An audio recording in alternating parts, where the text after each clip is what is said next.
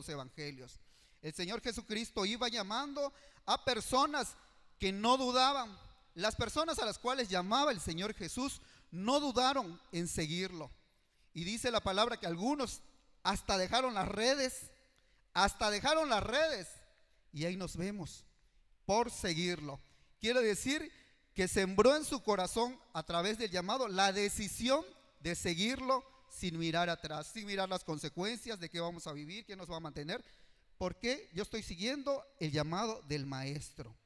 Entonces eso pasaba en la antigüedad cuando Jesucristo nuestro Señor estaba formando a sus discípulos, a las personas que iban a servir para transformar el mundo, para llevar su mensaje a través de las naciones. En ese momento ellos no lo sabían, pero nosotros ahora sí lo sabemos.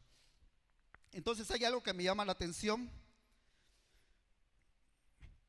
que en su actuar, al no pensar en las consecuencias, al no pensar en mirar atrás en lo que estoy dejando, ellos nos enseñaron que necesitamos decisión y que nosotros debemos servir a Dios por amor y por gratitud.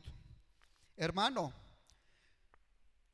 nosotros, hermano, tú necesitas servir a Dios con amor y con gratitud. No basta solamente con servirle. De esto se va a tratar la prédica. Hay que servir a Dios con amor y gratitud, porque servir a Dios es un honor. No cualquiera sirve a Dios. Si tú estás sirviendo a Dios, gloria al Señor y alábale, porque el Señor te pondrá en un lugar de honra. ¿Alguien puede decir amén? Como vamos a hablar de servir a Dios, el término servir es fundamental para entender y comprender a plenitud esta prédica. Servir, yo investigué, se traduce de la palabra hebrea abad. ¿Qué quiere decir esto? Quiere decir adorar, dar culto, honrar, ministrar y trabajar. En la lengua hebrea, abad quiere decir adorar, dar culto, adorar, ministrar y trabajar. Entonces, servir, como les digo a un principio, no es nada más esforzarse, no es nada más ganarse el pan, no es nada más sudar, no es nada más buscar lo económico, sino la palabra servir implica hacerlo con amor, con diligencia, implica adorar, implica ministrar. Entonces, si vamos a servir, pero para adorar, para dar culto, para ministrar, quiere decir entonces, hasta yo lo oigo mejor. Quiere decir entonces que no basta con servir, es media palabra, sino que tenemos que servir. ¿A quién? Para adorar, para ministrar, para dar culto. Tenemos que servir a Dios. Si no, no sirve esta palabra, si no nos es útil.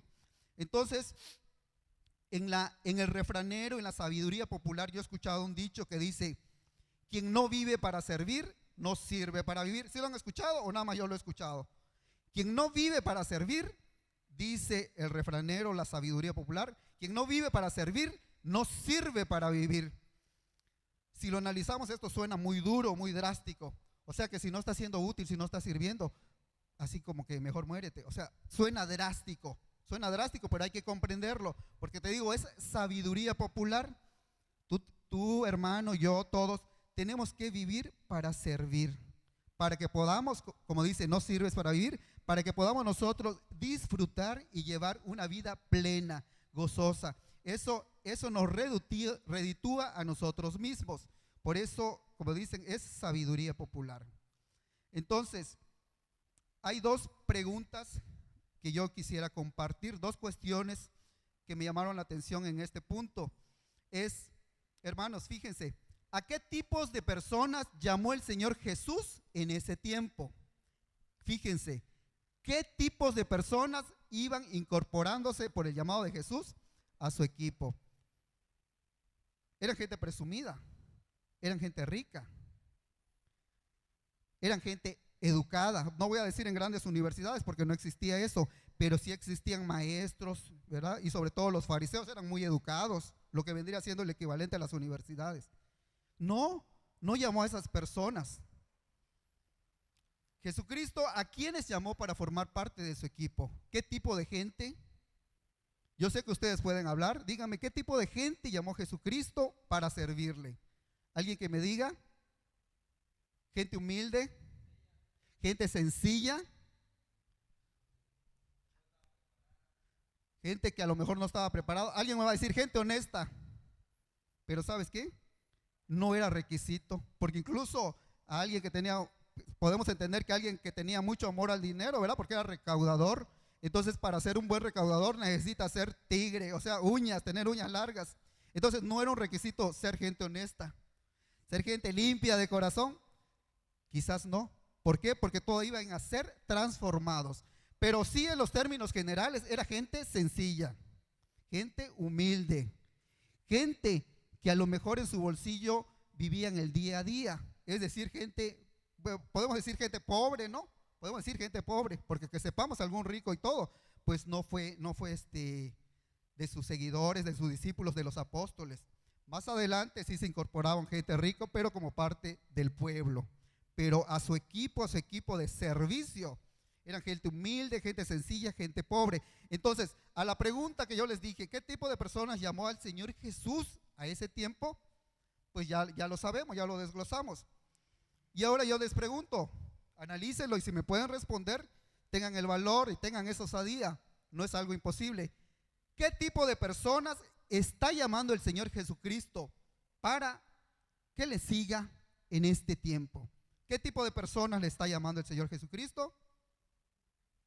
Ha cambiado su perspectiva. ¿Qué tipo de personas está llamando el Señor Jesucristo? ¿Está llamando gente con doctorado y con maestría?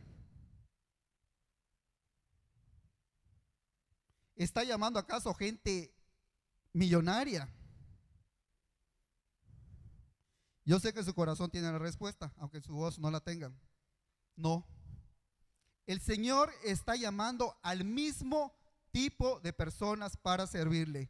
Yo le hice esta pregunta a mi iglesia y yo podía, porque los conozco, ¿verdad? No porque, este profeta sí discierne mucho. Está llamando a albañiles, y veía al hermano albañil. Está llamando a vendedores. Está llamando a cobratarios. Está llamando, porque es la gente sencilla, gente de esfuerzo, gente de trabajo, gente menuda. Es la misma persona, la misma pregunta y es la misma persona, porque el Señor no cambia, es el mismo ayer, hoy y siempre. Amén. Amén. Entonces, hermano,